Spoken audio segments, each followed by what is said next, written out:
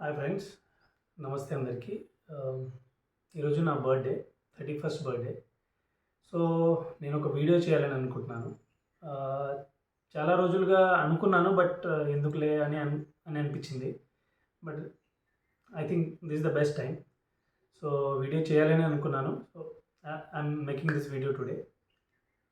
So topic ఏంటంటే నా life story. ఒక చిన్న గ్రామం నుంచి ఒక హైదరాబాద్ లాంటి సిటీలో గెజిటెడ్ ఆఫీసర్ పోస్ట్‌లో నేను ఈరోజు ఉన్నాను అంటే, నేను ఏమేమి స్ట్రగుల్స్ ఫేస్ చేశాను, ఎలా నా జర్నీ మొదలైందనే దాని మీద నేను చెప్పబోతున్నాను. ఫస్ట్ థింగ్, నేనొచ్చింది చాలా రూరల్ విలేజ్, లైక్ ఒక గిరిజన మారుమూల తండా నుంచి వచ్చాను. ఒక చిన్న గ్రామం, చుట్టూ అడవులు, ఆహ్, చిన్న కుటుంబం, ఎప్పుడు కష్టాలతో ఉంటుంది. లగ్జరీస్ ఎప్పుడూ చూడలేదు, కానీ కష్టాలు మాత్రం చాలా తొందరగా అర్థమైపోయాయి. ఎందుకంటే అక్కడ ల్యాక్ ఆఫ్ రిసోర్సెస్ అండ్ ఎలా ఉండాలి, ఎలా చేయాలి అని చెప్పేవాళ్ళు కూడా ఉండరు. ఎందుకంటే వాళ్ళకే బేసిక్‌గా తెలీదు how to behave and how to ఆహ్, ఏమంటారు, ఎలా ఉండాలి, లైఫ్ అనేది మనం మనకు తగ్గట్టు మనం బిల్డ్ చేసుకోవాలనే దాని మీద అసలు వాళ్ళకి అవగాహన లేదు. వాళ్ళకు ఇన్ ద సెన్స్ మా ఊర్లో ఎవరైతే ఉన్నారో పెద్దవాళ్ళు, అది ఎందుకు? Due to lack of education. సరైన విద్య లేదు, సరైన అవగాహన లేదు.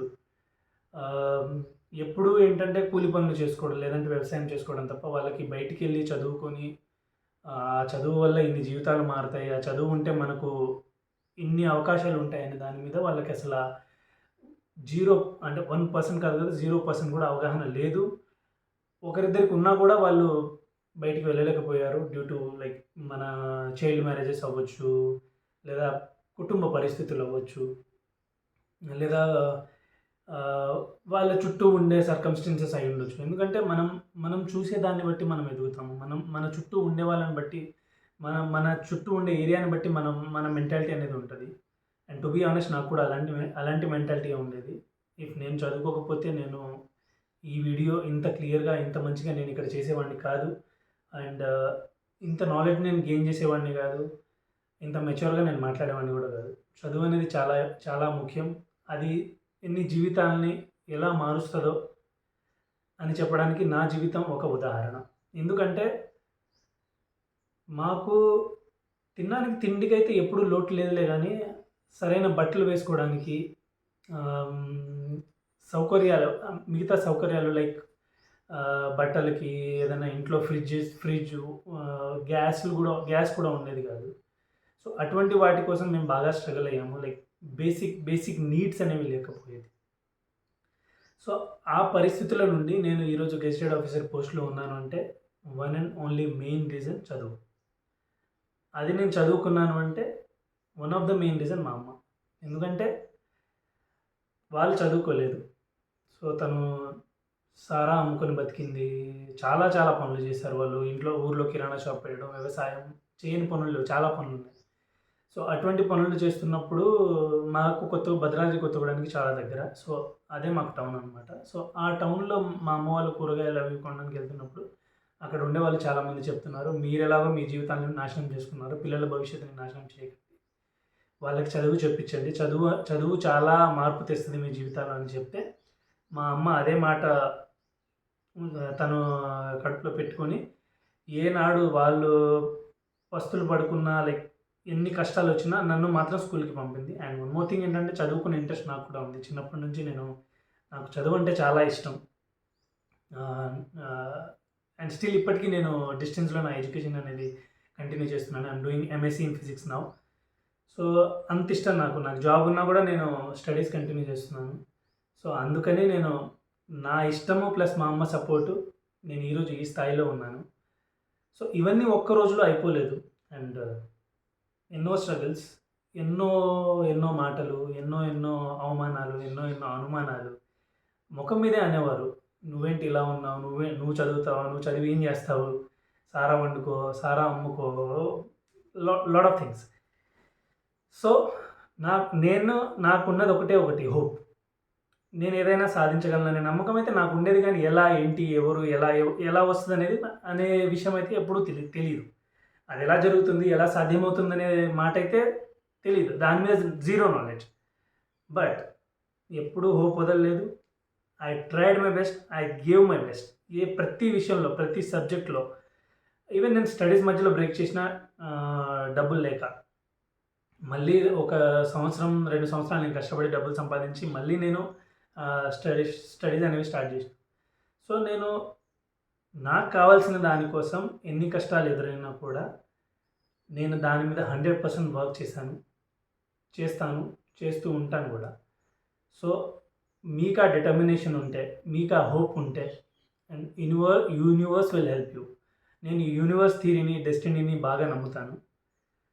అండ్ మీరు కష్టపడకపోతే, మీకు కావాల్సిన దాని మీద మీరు మాట్లాడకపోతే, మీరు స్టాండ్ తీసుకోకపోతే ఇంకెవరో దగ్గర మీరు బానిసగా బతకాల్సి వస్తుంది.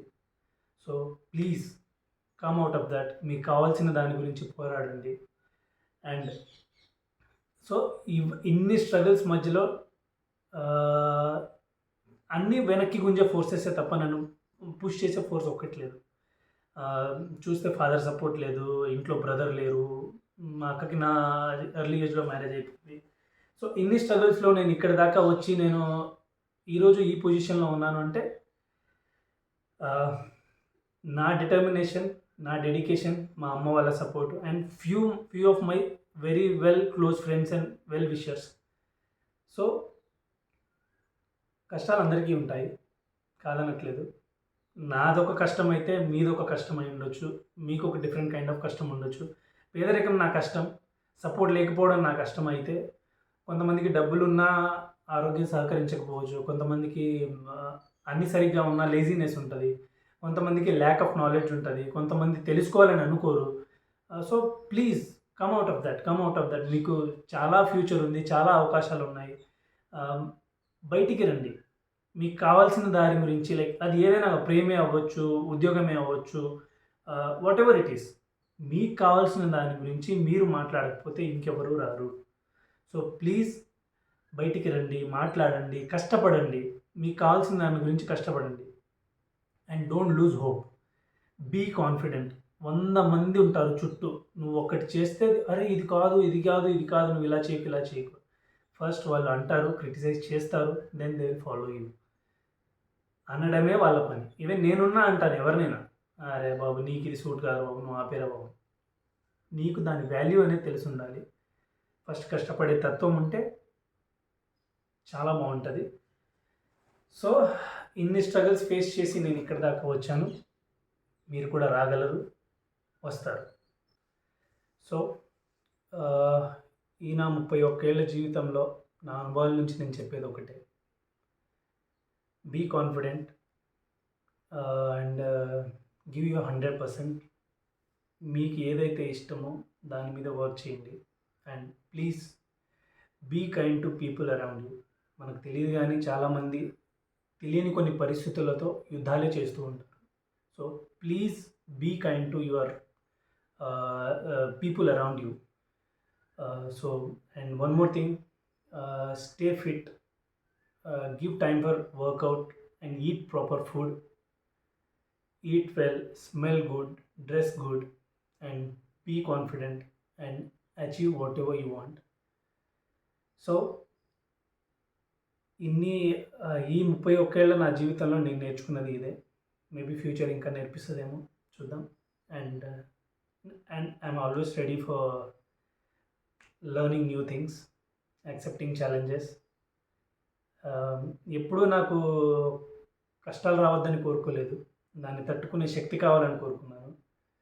అండ్ ఇప్పటికీ అదే ఉంటుంది. అండ్ నాకు అది తట్టుకునే శక్తి కావాలి. ఐ హోప్ మీరందరూ నన్ను బ్లెస్ చేస్తారు అని అనుకుంటున్నాను.